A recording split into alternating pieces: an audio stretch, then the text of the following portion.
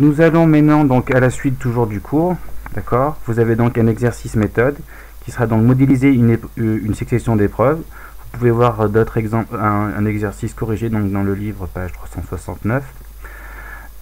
Donc ici par exemple, là il faudra prendre votre cahier, donc je vous conseille d'écrire dans votre cahier donc loi binomiale, grand 1, exercice méthode, vous pouvez écrire ceci. Donc là vous avez l'énoncé. Et donc là, c'est à faire sur le cahier, puisque sur le poly, il n'y aura pas de place. J'ai pas assez de place, sinon, voilà, pour gagner un peu de la place par rapport au nombre de feuilles et de pages. On considère donc un dé équilibré à 4 faces avec un S. Voilà, premier truc.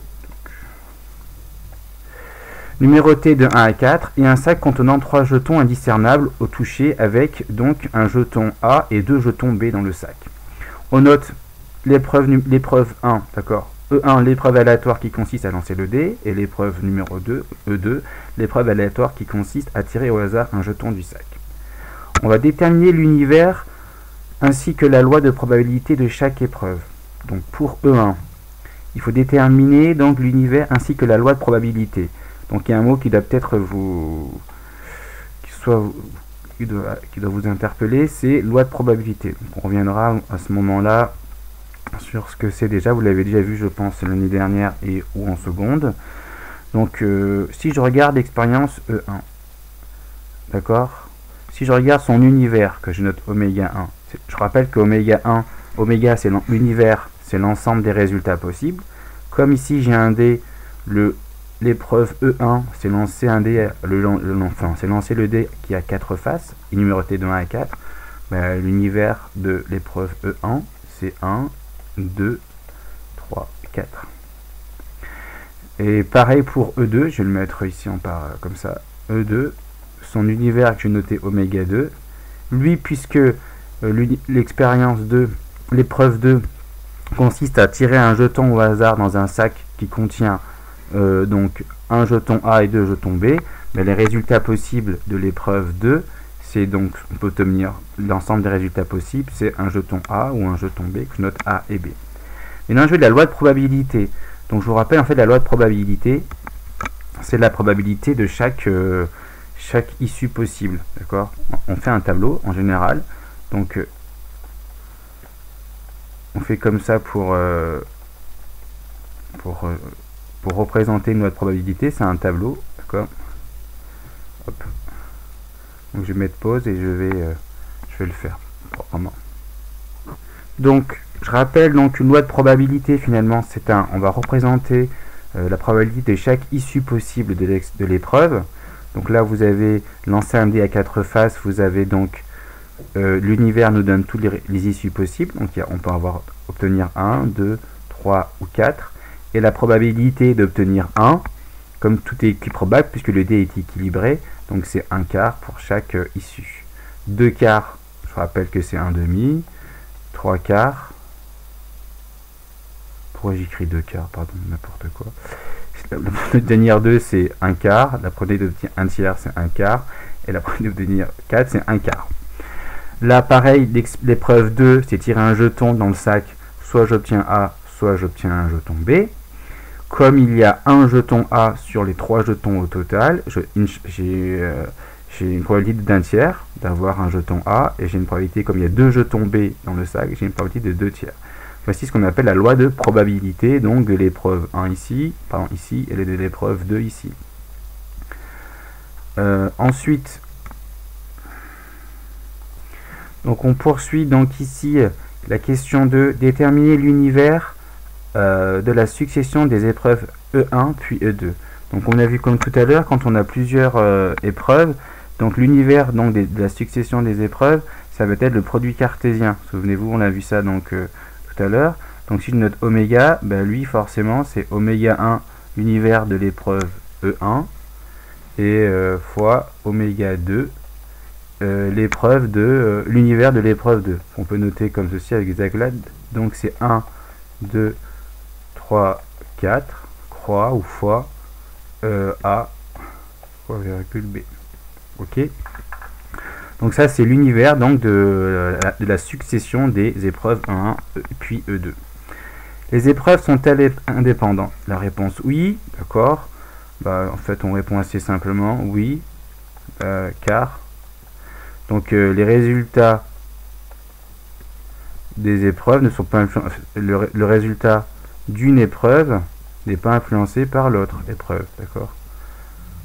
Le fait de lancer un dé ou bien de prendre un jeton, ben, n'est pas influencé par l'expérience, n'est pas influencé par l'autre, d'accord. Voilà, on répond simplement. N'est pas influencé, attention, c'est pas ER. Hop. Ensuite, représenter la succession des deux épreuves par un arbre pondéré. Donc ça, c'est important et c'est assez simple à faire. Donc représenter la succession des deux épreuves par un arbre. Donc comme on commence par l'épreuve de lancer un dé à 4 faces, donc on a 4 issues possibles, c'est d'obtenir 1, d'obtenir 2, d'obtenir 3 et d'obtenir 4. Et comme après on a je prends un jeton dans le sac, on a deux possibilités, obtenir A ou obtenir un jeton B, d'accord. Donc, essayer de faire un arbre plus joli que le mien. Et il est pondéré, d'accord. Pondéré, ça veut dire donc qu'on va devoir mettre un poids sur chaque branche. Ou là, ici sera une probabilité. Donc la probabilité d'obtenir 1 avec le dé à 4 faces, c'est 1/4. On l'a vu grâce, et pareil pour 2 et 3 et 4. On l'a vu dans la loi de probabilité. Et d'obtenir ici le jeton A, on l'a vu aussi dans la loi de probabilité de l'épreuve E2. Donc c'est 1/3, 2/3 à chaque fois. Ok. Voilà. Voici ce qu'on appelle donc de représenter donc les deux épreuves par un arbre pondéré. Donc on passe à la question suivante. Donc là on a donc construit un arbre pondéré qui représente donc la succession des deux épreuves. Ensuite, calculer la probabilité d'obtenir l'issue 2B. Donc 2B, c'est ce chemin-là. Donc souvenez-vous, la probabilité donc d'une issue, c'est donc le produit de chaque la probabilité, vous vous souvenez, on l'a vu, de l'issue 2B.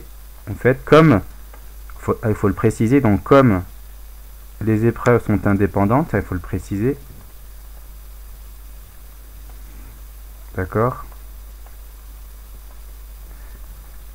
Ça c'est important, c'est un argument, sinon ça ne marche pas. Donc la probabilité d'obtenir 2 et B, c'est la probabilité d'obtenir 2 fois la probabilité d'obtenir B. En fait, donc j'applique la propriété 2 dans le cours. Si je remonte plus loin, vous voyez, c'est ici la propriété 2 du cours. La probabilité d'une issue x1, x2, x3, enfin pardon, en plus c'est faux, personne ne me l'a dit.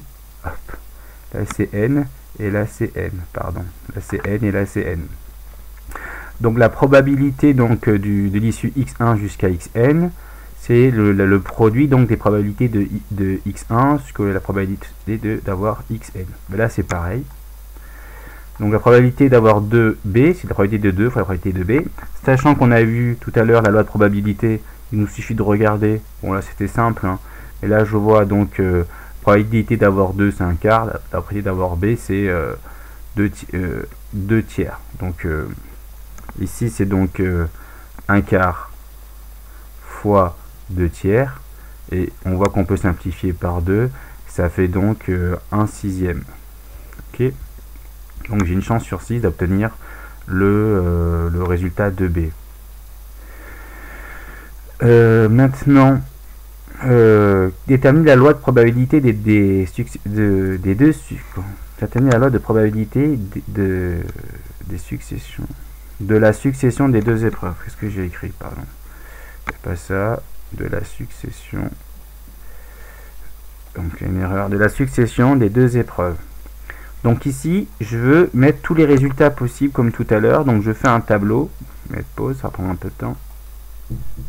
Donc ici, la loi de probabilité. Ça, c'est vraiment un terme qui peut vous faire paniquer pour certains, d'accord? Non, mais on va tout simplement mettre les probabilités de tous les issues possibles, d'accord?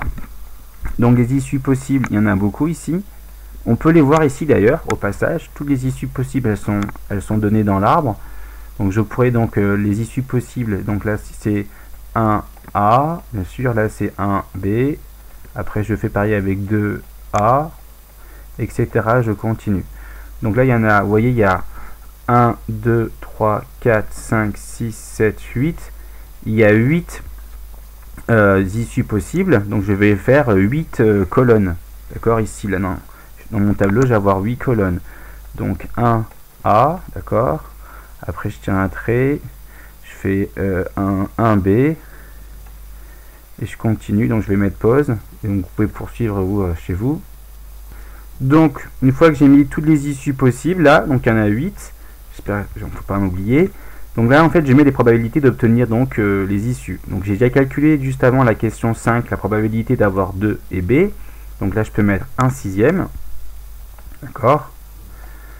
Et après, bien sûr, là, la probabilité d'avoir 1 et d'avoir A, bon, je rappelle, le calcul, c'est donc 1/4 pour avoir 1, fois d'avoir A, c'était 1/3. Donc ça va me donner 1/12. Là, ça va être 1/4 pour avoir 1 et 2/3. Okay. Donc ça va me donner, on peut simplifier, ça va faire donc 1/6. Donc d'avoir A, d'avoir 2 et d'avoir 1A ou 2A, c'est pareil, c'est 1/12. Okay. D'avoir 3A, c'est aussi 1/12. D'avoir 3B, c'est pareil, c'est 1/6. D'avoir 4A, c'est 1/12. Vous pouvez faire le calcul. Et puis 4B, c'est pareil, c'est 1/6. Donc si on doit vérifier que la somme des probabilités ici de toutes les issues doit faire 1. Je vous laisse vérifier que ça fait 1.